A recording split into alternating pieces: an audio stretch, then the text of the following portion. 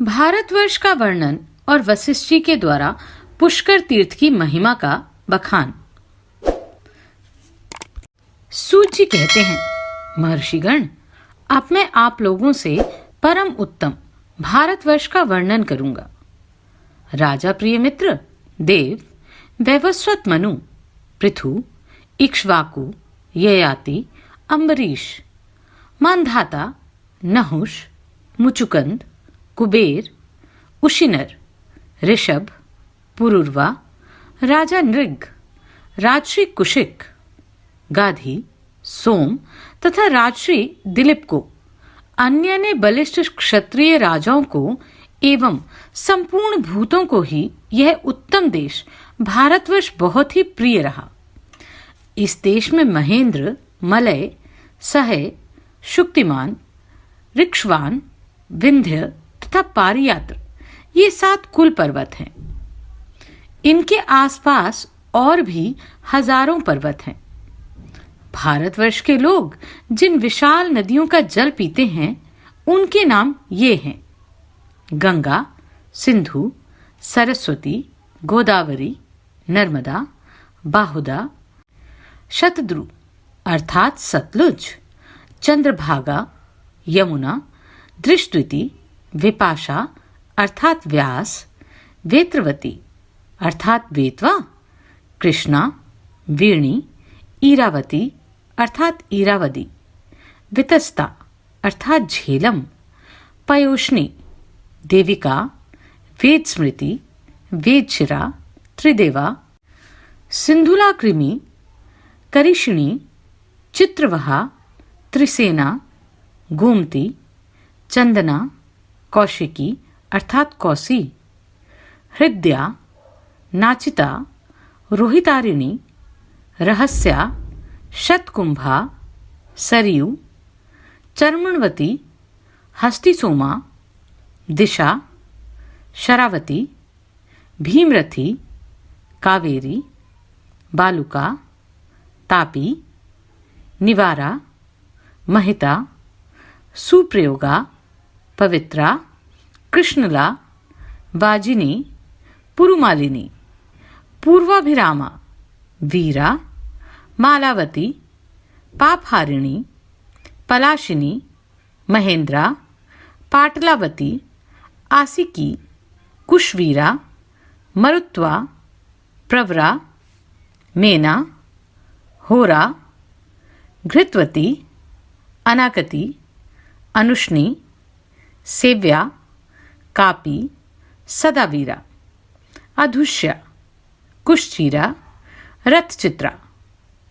ज्योतिरथा, विश्वामित्रा, कपिंजला, उपेंद्रा, बहुला, कुवीरा, वेनंदी, पिंजला, वीणा, तुंगवेगा, महानदी, विदिशा, कृष्णवेगा, ताम्रा, कपिला, धेनु, सकामा, वेदस्वा, हविस्रवा, महापथा, क्षिप्रा अर्थात सिप्रा, पिच्छला, भारद्वाजी, कौर्णिकी, शोणा अर्थात सोन, चंद्रमा, अंतशिला, ब्रह्मेध्या, परोक्षा, रोही, जम्बू नदी, सुनासा, तपसा, दासी, सामान्या, वरुणा, असी, नीला, धृतिकरी, पर्णाशा, मानवी, वृषभा तथा भाषा। द्विजवरों, ये तथा और भी बहुत सी बड़ी बड़ी नदियां हैं। अब जनपदों का वर्णन करता हूं, सुनिए।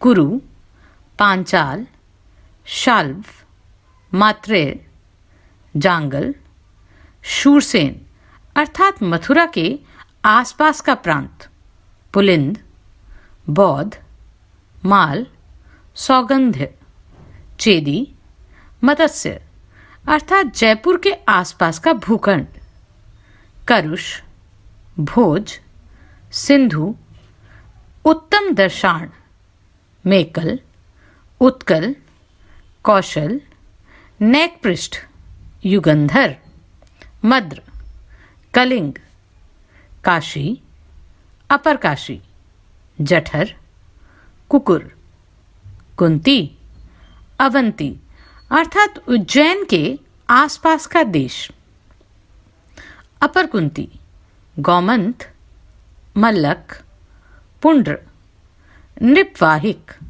अश्मक, उत्तर, गौपराष्ट्र, अधिराज्य, कुष्ठ, मल्लराष्ट्र, मालव, उपवास्य, वक्रा, वक्रातप, मागध, सदम, मलज, विदेह, विजय, अंग अर्थात भागलपुर के आसपास का प्रांत, वंग अर्थात बंगाल, यकृल्लोमा, मल्ल, सुदेशन, प्रहलाद, महिष, शशक, बाहिलिक, वाटधान, आभीर, कालतोयक, अपरांत, परांत, पंकल, चर्मचंडक, अटवीशेखर, मेरुभूत, उपावृत, अनुपावृत, सुराष्ट्र अर्थात सूरत के आसपास का देश,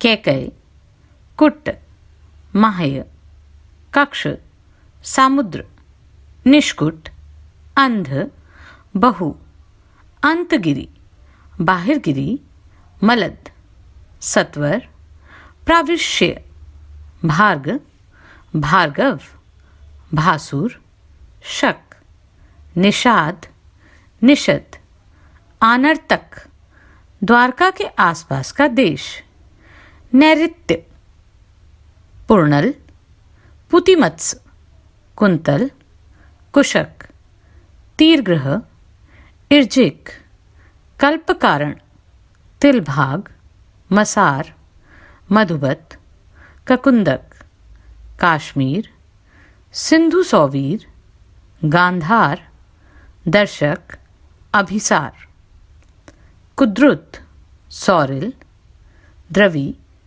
द्रवावात, जामरत, उर्ग, बलरट्ट, सुदामा, सुम्मलिक, बंध, करिकश, कुलिंद, गंधिक, वानायु, दश, पार्श्वरोमा, कुशबिंदु, कच्छ, गोपाल कच्छ, कुरुवर्ण, किरात, बर्बर, सिद्ध, ताम्रलिपितक, औंड्रमलेच, सैरेंद्र और पर्वतीय ये सब उत्तर भारत के जनपद बताए गए हैं। मुनिवरों, अब दक्षिण भारत के जनपदों का वर्णन किया जाता है। द्रविड़, केरल, प्राच्य, मूषिक, बाल मूषिक, कर्नाटक, महिषक, किशिकंद, झल्लिक, कुंतल, सौहार्द, नलकानन, कौकुटक, चोल, कोण, मणिवालब, सभंग, कनक, कुकुर, अंगार, मारिश, ध्वजिनी, उत्सव, संकेत, त्रिगर्भ, माल्यसैनी, व्यूडक, कौरक, प्रौष्ठ, संगवेगधर, विंध, रुलिक, बलवल, मलर, अपरवर्तक, कालद, चंडक, कुरट, मुशल, तनवाल, सतीर्थ, पूती, सृंजय, अनिदाय, शिवाट, तपान, सूतप, ऋषिक, विदर्भ, तंगन और परतंगन। अब उत्तर एवं अन्य दिशाओं में रहने वाले मलेच्छों के स्थान बताए जाते हैं। यवन अर्थात यूनानी और कंबोज ये बड़े क्रूर मलेच्छ हैं। कृगृह, पुलट्य, हूण, पारसिक अर्थात ईरान तथा दशमानिक इत्यादि अनेकों जनपद हैं। इनके सिवा क्षत्रियों के भी कई उपनिवेश हैं। वैश्यों और शूद्रों के भी स्थान हैं। शूरवीर आभीर, दरद तथा काश्मीर जाति के लोग पशुओं के साथ रहते हैं। खांडीक, तुषार, पद्माव, गिरिगह्वर, आत्रेय, भारद्वाज, स्तनपोषक, द्रोशक और कलिंग ये किरातों की जातियां हैं और इनके नाम से भिन्न भिन्न जनपद हुए हैं। तोमर, हन्यमान और करभंजक आदि अन्य बहुत से जनपद हैं। यह पूर्व और उत्तर के जनपदों का वर्णन हुआ। ब्राह्मणों, इस प्रकार संक्षेप से ही मैंने सब देशों का परिचय दिया है। इस अध्याय का पाठ और श्रवण त्रिवर्ग अर्थात धर्म, अर्थ और काम रूप महान फल को देने वाला है। द्विजवरों, प्राचीन काल में राजा युधिष्ठिर के साथ जो देवऋषि नारद का संवाद हुआ था उसका वर्णन करता हूं। आप लोग श्रवण करें। महारथी पांडवों के राज्य का अपहरण हो चुका था। वे द्रौपदी के साथ वन में निवास करते थे। एक दिन उन्हें परम महात्मा देवर्षि नारद जी ने दर्शन दिया। पांडवों ने उनका स्वागत सत्कार किया और नारद जी उनकी की हुई पूजा स्वीकार करके युधिष्ठिर से बोले, धर्मात्माओं में श्रेष्ठ, तुम क्या चाहते हो? यह सुनकर धर्मनंदन राजा युधिष्ठिर ने भाइयों सहित हाथ जोड़कर देवतुल्य नारद जी को प्रणाम किया और कहा, महाभाग, आप संपूर्ण लोकों द्वारा पूजित हैं। आपके संतुष्ट हो जाने पर मैं अपने को कृतार्थ मानता हूं। मुझे किसी बात की आवश्यकता नहीं।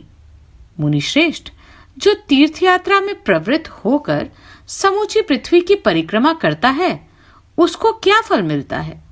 ब्राह्मण, इस बात को आप पूर्ण रूप से बताने की कृपा करें। नारद जी बोले, राजन, पहले की बात है, राजाओं में श्रेष्ठ दिलीप धर्मानुकूल व्रत का नियम लेकर गंगा जी के तट पर मुनियों की भांति निवास करते थे। कुछ काल के बाद एक दिन जब महामना दिलीप जप कर रहे थे, उसी समय उन्हें ऋषियों में श्रेष्ठ वशिष्ठ जी का दर्शन हुआ। महर्षि को उपस्थित देख राजा ने उनका विधिवत पूजन किया और कहा, उत्तम व्रत का पालन करने वाले मुनिश्रेष्ठ, मैं आपका दास दिलीप हूं। आज आपका दर्शन पाकर मैं सब पापों से मुक्त हो गया। वशिष्ठ जी ने कहा, महाभाग, तुम धर्म के ज्ञाता हो। तुम्हारे विनय, इंद्रिय संयम तथा सत्य आदि गुणों से मैं सर्वथा संतुष्ट हूं। बोलो, तुम्हारा कौन सा प्रिय कार्य करूं? दिलीप बोले, मुने, आप प्रसन्न हैं, इतने से ही मैं अपने को कृतकृत्य समझता हूं। तपोधन, जो तीर्थ यात्रा के उद्देश्य से सारी पृथ्वी की प्रदक्षिणा करता है उसको क्या फल मिलता है, यह मुझे बताइए। वशिष्ठ जी ने कहा, तात, तीर्थों का सेवन करने से जो फल मिलता है उसे एकाग्रचित होकर सुनो। तीर्थ ऋषियों के परम आश्रय हैं, मैं उनका वर्णन करता हूं। वास्तव में तीर्थ सेवन का फल उसे ही मिलता है जिसके हाथ, पैर और मन अच्छी तरह अपने वश में हो, जो विद्वान, तपस्वी और कीर्तिमान हो तथा जिसने दान लेना छोड़ दिया हो, जो संतोषी, नियमपरायण, पवित्र, अहंकार शून्य और उपवास करने वाला हो, जो अपने आहार और इंद्रियों पर विजय प्राप्त कर चुका हो, जो सब दोषों से मुक्त हो तथा जिसमें क्रोध का अभाव हो, जो सत्यवादी, दृढ़ प्रतिज्ञ तथा संपूर्ण भूतों के प्रति अपने जैसा भाव रखने वाला हो, उसी को तीर्थ का पूरा फल प्राप्त होता है। राजन, दरिद्र मनुष्य यज्ञ नहीं कर सकते, क्योंकि उसमें नाना प्रकार के साधन और सामग्री की आवश्यकता होती है। कहीं कोई राजा या धनवान पुरुष ही यज्ञ का अनुष्ठान कर पाते हैं। इसलिए मैं तुम्हें वह शास्त्रोक्त कर्म बतला रहा हूं जिसे दरिद्र मनुष्य भी कर सकते हैं तथा जो पुण्य की दृष्टि से यज्ञ फलों की समानता करने वाला है, उसे ध्यान देकर सुनो। पुष्कर तीर्थ में जाकर मनुष्य देवादिदेव के समान हो जाता है। महाराज, दिव्य शक्ति से संपन्न देवता, दैत्य तथा ब्रह्म ऋषिगण वहां तपस्या करके महान पुण्य के भागी हुए हैं। जो मनीषी पुरुष मन से भी पुष्कर तीर्थ के सेवन की इच्छा करता है, उसके सब पाप धुल जाते हैं तथा वह स्वर्गलोक में पूजित होता है। इस तीर्थ में पितामह ब्रह्मा जी सदा प्रसन्नता पूर्वक निवास करते हैं। महाभाग, पुष्कर में आकर देवता और ऋषि भी महान पुण्य से युक्त हो परम सिद्धि को प्राप्त हुए हैं। जो वहां स्नान करके पितरों और देवताओं की पूजन में प्रवृत्त होता है, उसके लिए मनीषी विद्वान अश्वमेघ से 10 गुने पुण्य की प्राप्ति बतलाते हैं। जो पुष्कर के वन में जाकर एक ब्राह्मण को भी भोजन कराता है, वह अपने पुण्य से ब्रह्मधाम में स्थित अजीत लोकों को प्राप्त होता है। जो सायंकाल और प्रातःकाल में हाथ जोड़कर पुष्कर तीर्थ का चिंतन करता है, वह सब तीर्थों में स्नान करने का फल प्राप्त करता है। पुष्कर में जाने मात्र से स्त्री या पुरुष के जन्म भर के किए हुए सारे पाप नष्ट हो जाते हैं। जैसे भगवान विष्णु संपूर्ण देवताओं के आदि हैं, उसी प्रकार पुष्कर भी समस्त तीर्थों का आदि कहलाता है। पुष्कर में नियम और पवित्रता पूर्वक 12 वर्ष तक निवास करके मनुष्य संपूर्ण यज्ञों का फल प्राप्त कर लेता है और अंत में ब्रह्मलोक को जाता है। जो पूरे 100 वर्षों तक अग्निहोत्र का अनुष्ठान करता है अथवा केवल कार्तिक की पूर्णिमा को पुष्कर में निवास करता है, उसमें ये दोनों कर्म समान ही हैं।